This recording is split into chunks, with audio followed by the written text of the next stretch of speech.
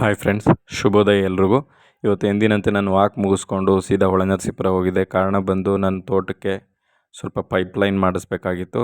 ಹಾಗಾಗಿ ಪೈಪ್ಸು ಮತ್ತು ಅದರ ಫಿಟ್ಟಿಂಗ್ಸ್ ತರೋದಕ್ಕೋಸ್ಕರ ಹೊಳೆನರಸೀಪುರಕ್ಕೆ ಹೋಗಿದ್ದೆ. ಅಲ್ಲಿಂದ ಬಂದು ನಾನು ಮತ್ತು ನಮ್ಮ ಮಾವ ಇಬ್ಬರು ಸೇರ್ಕೊಂಡು ಆ 1.25 ಎಕರೆ ಏನಿದೆ ಆ ತೋಟಕ್ಕೆ ಪೂರ್ತಿ ಪೈಪ್ಲೈನ್ ಫಿಟ್ಟಿಂಗ್ ಮಾಡಾಗಿದೆ. ಅದಕ್ಕೆ ಅಡ್ಜಸ್ಟಬಲ್ ವಾಲ್ವು ಕೂಡ ಕೊಟ್ಟಿದ್ದೀವಿ. ಕಾರಣ ಏನಕ್ಕೆ ಅಂತ ಅಂದರೆ, ಇಷ್ಟು ದಿನ ನಾವು ತೋಟ ಏನು ಕಳೆದ ವರ್ಷದವರೆಗೂ ನಾವು ತೋಟಕ್ಕೆ ನೀರು ಹಾಯಿಸೋದು ಯಾವ ಥರ ಇತ್ತು ಅಂದರೆ, ಒಂದು ಕಡೆಗೆ ವಾಲ್ನ ಓಪನ್ ಮಾಡಿಬಿಟ್ಬಿಟ್ರೆ ಇಡೀ ತೋಟ ಸಂಪೂರ್ಣವಾಗಿ ನೆನೆಯೋವರೆಗೂ ಕೂಡ ನಮಗೆ ಬೇರೆ ಕಡೆ ನಾವು ನೀರನ್ನು ಬಳಸ್ಕೊಳ್ಳೋಕೆ ಆಗ್ತಾ ಇರಲಿಲ್ಲ.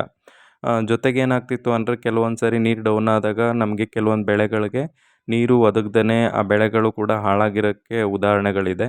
ಹಾಗಾಗಿ ಈ ಸರಿ ಆ ಥರ ಆಗಬಾರ್ದು. ಕಾರಣ ಬಂದು ಈ ಸರಿ ಮಳೆ ವಾಡಿಕೆಗಿಂತನೂ ಕೂಡ ಇನ್ನೂ ಕಡಿಮೆ ಇದೆ.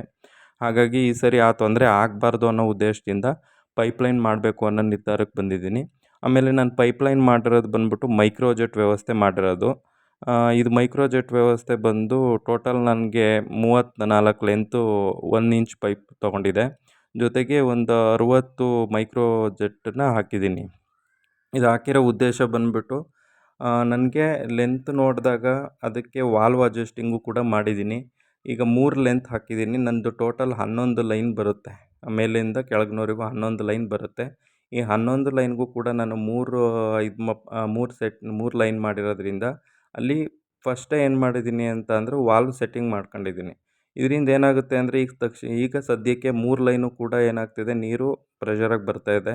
ಇನ್ ಫ್ಯೂಚರ್ ನೀರು ಕಡಿಮೆ ಆಯಿತು ಅಂತ ಅಂದರೆ ಅದಕ್ಕೆ ಅಡ್ಜಸ್ಟಬಲ್ ಆಗಿ ವಾಲ್ವ್ ಕೊಟ್ಕೊಂಡಿರೋದ್ರಿಂದ ನಾವು 1 ಲೈನು ಕೂಡ ಏನು ಮಾಡ್ಬೋದು, ಫ್ಯೂಚರಲ್ಲಿ ನೀರು ಕಡಿಮೆ ಆದಾಗ ಹಾಯಿಸ್ಕೋಬೋದು.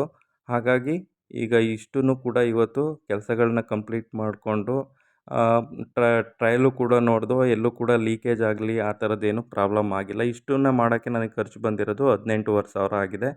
ದಯವಿಟ್ಟು ಇದೇ ಥರ ಸಪೋರ್ಟ್ ಮಾಡಿ, ಸಬ್ಸ್ಕ್ರೈಬ್ ಮಾಡಿ, ಶೇರ್ ಮಾಡಿ. Thank you.